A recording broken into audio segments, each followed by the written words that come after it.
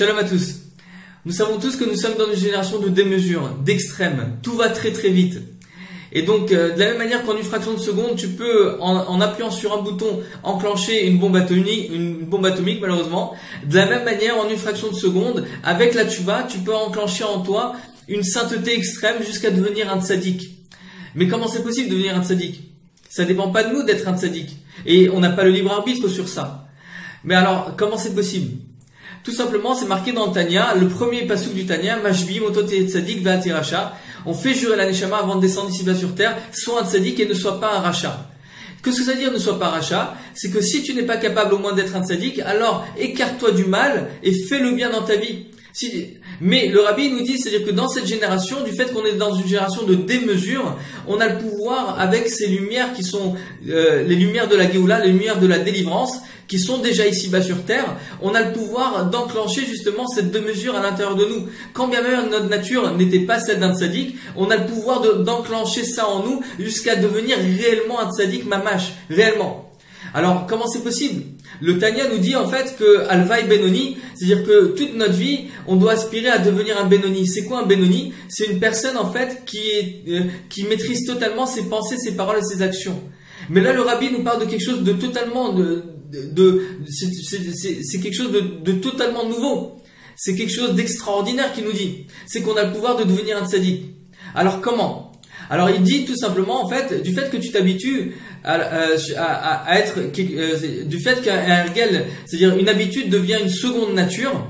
Donc quand tu t'habitues donc à ne plus t'énerver, quand tu t'habitues à ne plus t'angoisser, quand tu t'habitues à être besimcha, au fur et à mesure justement chacun connaît ses carences, chacun connaît justement, c'est-à-dire les choses sur lesquelles il a du mal et donc plus tu t'habitues à travailler en fait tous ces points, tous ces attributs des émotions qui sont à l'intérieur de toi, c'est-à-dire comme un gène constamment chez toi. Alors, donc l'habitude en fait, donc ça le fait que tu t'habitues, eh ben ça devient une seconde nature, c'est que tu transformes en fait ta nature.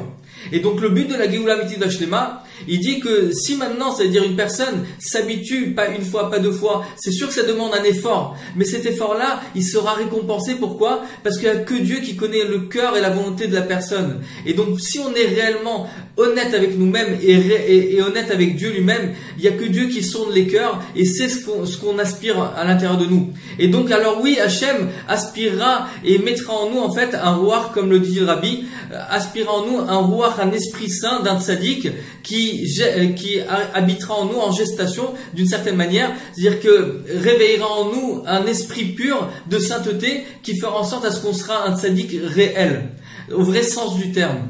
Et donc le but de la Géoula Amitid Vashlema, bien sûr on fait pas ça pour avoir le statut d'un tzaddik, on fait ça pour s'attacher corps et âme pour Dieu, faire Messirut Nefesh, faire un don de soi dans chaque chose de notre vie, afin d'aspirer justement cette sainteté extrême pour apporter la Géoula Amitid Vashlema. Si chacun d'entre nous prend sur soi ne serait-ce qu'un tout petit peu de soi et se dit, mais écoute, va Mechakulam Tzadikim et ton peuple est constitué tous de Tzadikim, mais c'est dans le potentiel. Moi, j'ai envie de le dévoiler réellement dans ma vie. J'ai envie de faire en sorte à ce que mon Père, mon Créateur, il soit fier de moi. Que mon tzaddik avec lequel je suis attaché soit fier de moi. Et plus on fait ça avec son cœur et de tout son cœur, avec un entrain, avec un désir, avec un pouvoir très puissant, à travers la Torah, les mitzvot et la tfila, alors oui, on fera en sorte à ce qu'on pourra révolutionner justement notre propre intérieur et bien sûr le monde entier d'une manière générale et globale. Alors que Dieu fasse en sorte à ce que les choses qui sortent du cœur réveillent les cœurs